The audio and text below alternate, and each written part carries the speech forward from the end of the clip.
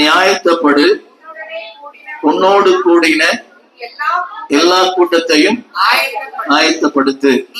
கவனிங்க, வேலை கிடைக்கிறதுக்கு லோலோ நனைஞ்சேன், வேலை கிடைக்கணும் லோலோ நனைஞ்சேன். ஒரு ஆள் காலையில வேலை வாங்கி தரேன்னு சொல்லி ஆர்பர் வர சொன்னார். ஆர்பர்ல நில்லுன்னாரு, கேட் கிட்ட 9 மணிக்கு நின்னேன்.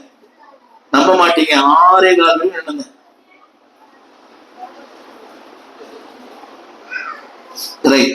அந்த ஆள் வரல. யாரெல்லாம் வேலை வாங்கி ஒரு மளிகை கடை வேலை செஞ்சேன். ஒரு மளிகை கடையில 150 ரூபா சம்பளம். காலையில் 6 மணிக்கு போன ராத்திரி 11 மணிக்கு வரும், 150 ரூபா. ஒரு மார்வாடிக்கிட்ட வேலை செஞ்சேன். அந்த மார்வாடி என்ன பண்ணாருன்னா, கணக்கு எழுத கூப்பிட்டார். ஒரு நாள் சாப்பாடு கொண்டு வர சொன்னார். சாப்பாடு கொண்டு வர சொன்ன ஆள் அந்த மார்வாடி அம்மா இருக்குதுல்ல, அவங்க மனைவி, 4 பேருக்கு தண்ணி அடிச்சு கொடுத்துட்டு போன்னு சொல்லிச்சு. நான் வீட்டுல ஒரு தண்ணி அடிச்சதே இல்லை. என் வீட்டுல 4, 7 மொத்தம் 7 பொம்பளைங்க. ரெண்டு பாக்குறீங்க, தண்ணி கூட அடிச்சது இல்லை. அந்த வீட்டுல தண்ணி அடிச்சு கொடுத்தேன். அப்புறம் ஆண்டு ஊழியத்தை கிடைச்சேன். இப்போ வசனம் படிச்சீங்களே, இதே வசனம் எங்கெல்லாம் போறோம் அங்கெல்லாம் இதே வசனம் தான். திரும்பி ஒரு அம்மாட்ட கூட்டு போனேன். தெரியுமா? ஒரு அம்மாட்ட நீ கூட்டு போன ராயப்பேட்டையில். யார்? Mrs Edward.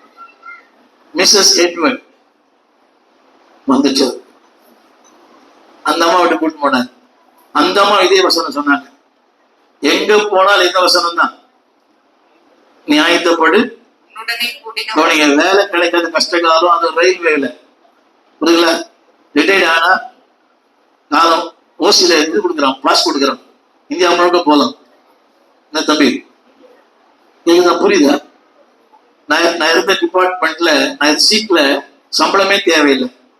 இந்த பெரிய பில்டிங் கட்டுறாங்க பார்த்தீங்களா, பில்டிங்லாம், இதுக்கெல்லாம் கான்ட்ராக்டுக்கு பில் போடுற வேலை. நான் பில் போட்டதான் கான்ட்ராக்டுக்கு காசு கிடைக்கும்.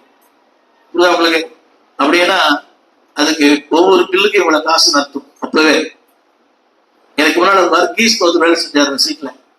அவர் வாங்குவார். முதல் நாள் நான் எனக்கு கொடுத்தா கொண்டு வந்து நான் சொன்னேன், வாங்க மாட்டேன்னு.